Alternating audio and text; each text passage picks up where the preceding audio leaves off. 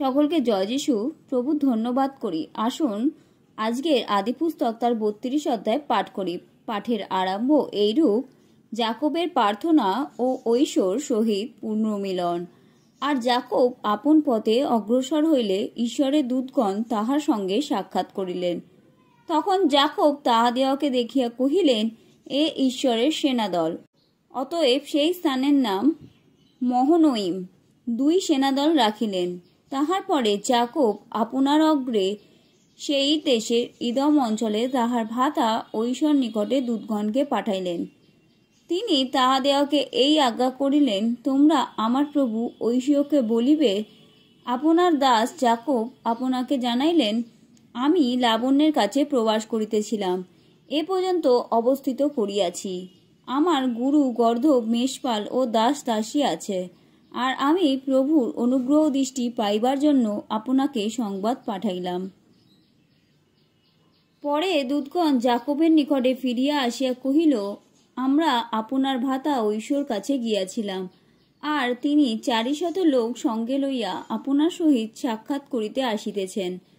তখন যাকব অতিশয় ভীত ও উদ্বিগ্ন হইলেন, আর যে সকল লোক তাহার সঙ্গে ছিল তাহাদিগকে ও গোমেশেদের সমস্ত পাল উষ্টগণকে বিভক্ত করিয়া দুই দল করিলেন।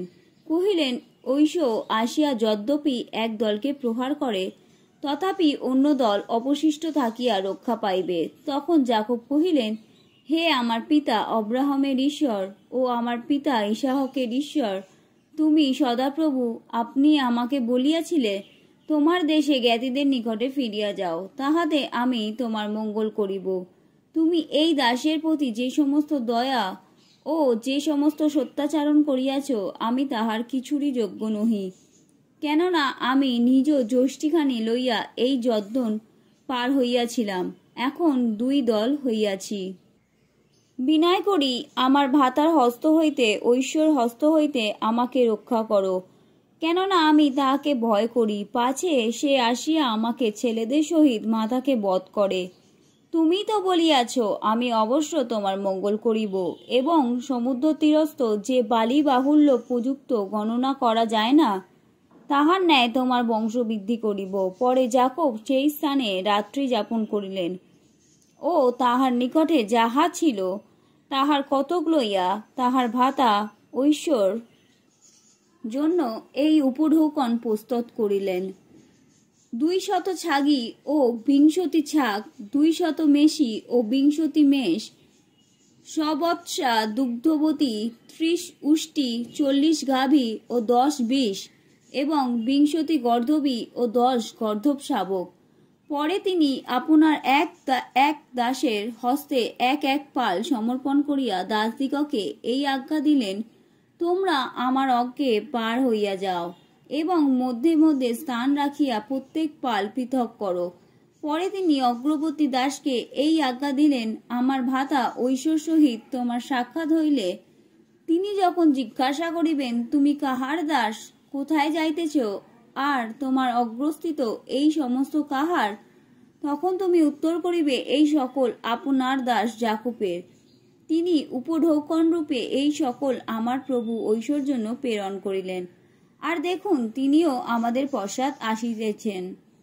পরে তিনি দ্বিতীয় ও তৃতীয় প্রভৃত পালের পশ্চাৎগামী দাস সকলকে আজ্ঞা দিয়া কহিলেন, ঐশ্বর সহিত দেখা হইলে তোমরা এই প্রকার কথা বলিও, আর বলিও, দেখুন আপনার দাস যাকবও আমাদের পশ্চাৎ আসিতেছেন।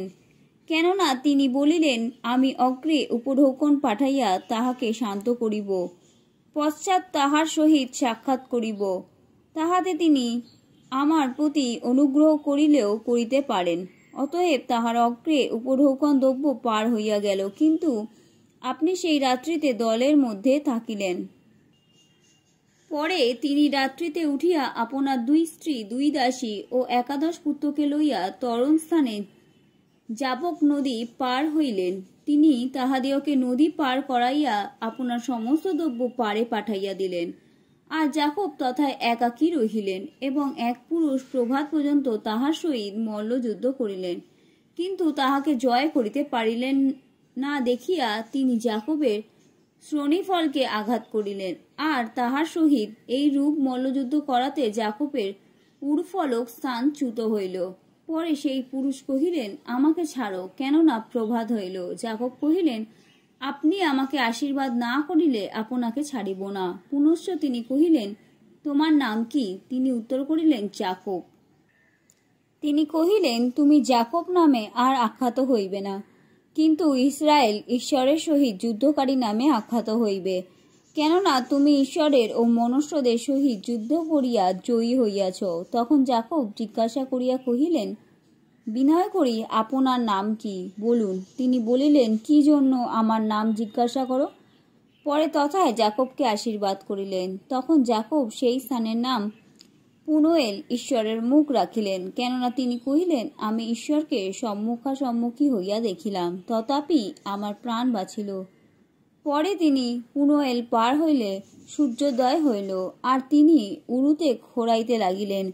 এই কারণ ইসরায়েল সন্তানেরা অদ্যপি শনিফলকের উপরিস্থ উরসন্ধির শিরা ভোজন করে না, কেননা তিনি যাকবের শনিফলক অর্থাৎ উরসন্ধির শিরা স্পর্শ করিয়াছিলেন। আমেন।